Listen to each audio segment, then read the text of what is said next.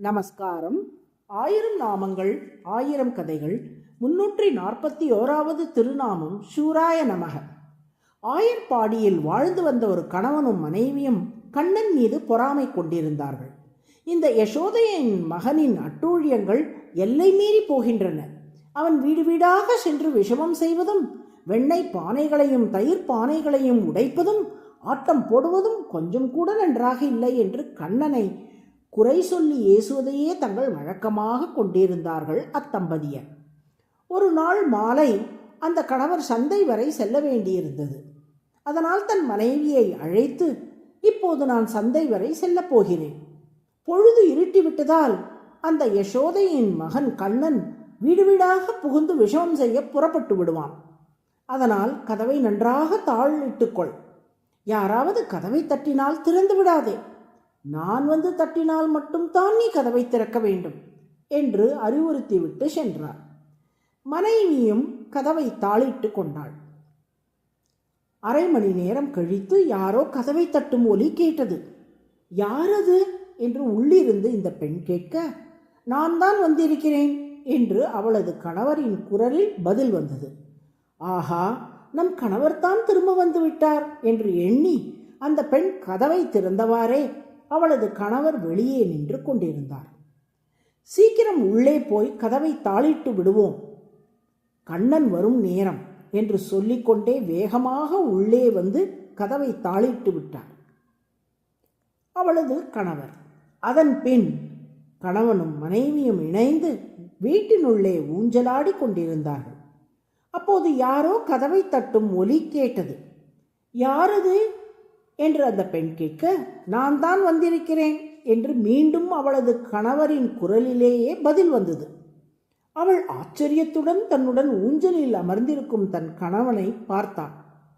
ஊஞ்சலில் இருந்த கணவர், இது கண்ணனின் வேலையாக இருக்கும், கதவை திறக்க வைப்பதற்காக என் குரலிலேயே பேசுகிறான் என்றார். இப்போது என்ன செய்வது என்று மனைவி கேட்க, அருகில் இருந்த ஒரு முறத்தை எடுத்து கொடுத்த கணவர், நீ கதவை திறந்துவிட்டு வெளியே நிற்கும் கண்ணனை இந்த முறத்தால் அடித்து துரத்திவிடு என்றார். அவளும் கையில் முறத்தோடு போய் கதவை திறந்தாள்.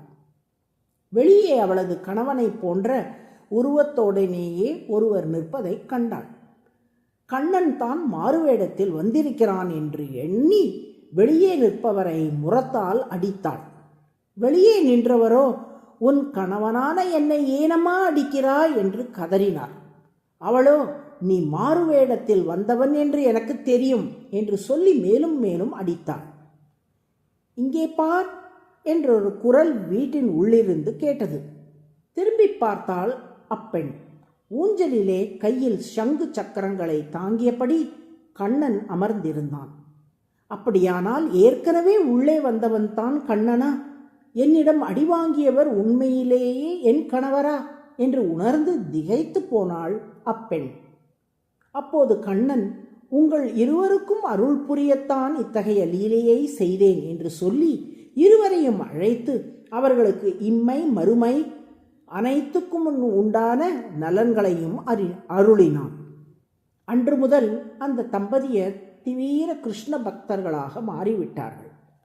இப்படி தன்னை வெறுக்கும் மனிதர்களிடம் தனது அழகு, குணங்கள், லீலைகள் ஆகியவற்றை காட்டி அவர்களையும் பக்தர்களாக மாற்றி வென்று எடுப்பவராக திருமால் திகழ்வதால் அவர் சூரக என்று அழைக்கப்படுகிறார். கூடாரை வெல்லும் சீர் கோவிந்தா என்று இவ்வாற்றலை ஆண்டாளும் பாடியிருக்கிறாள். நமது மறைந்த முன்னாள் குடியரசுத் தலைவர் டாக்டர் அப்துல் கலாம் அவர்கள் ஒருவரை வீழ்த்துவது சுலபம், வெல்வதே கடினம் என்று கூறுவார். அதாவது, தன்னை வெறுப்பவரை போரில் வீழ்த்துவது மிக எளிது, ஆனால் அந்த எதிரிகளின் மனங்களை கவர்ந்து அவர்களை பக்தர்களாக்கி வென்றெடுப்பதே அரிது. ஆனால் திருமாலோ அனாயாசமாக எல்லோரையும் வென்றெடுத்து விடுவதால் சூரக என்று அழைக்கப்படுகிறார். சூரக என்றால் அனைவரையும் வெல்வதற்கு உரிய சாமர்த்தியம் கொண்டவர் என்று பொருள். அதுவே சகஸ்ரநாமத்தின் 341வது திருநாமம். சூராய நம என்று தினமும் சொல்லி வரும் அன்பர்களுக்கு அனைவரின் மனங்களையும் வெல்லும் ஆற்றலை திருமால் அருள்வார். நாராயண நாராயண.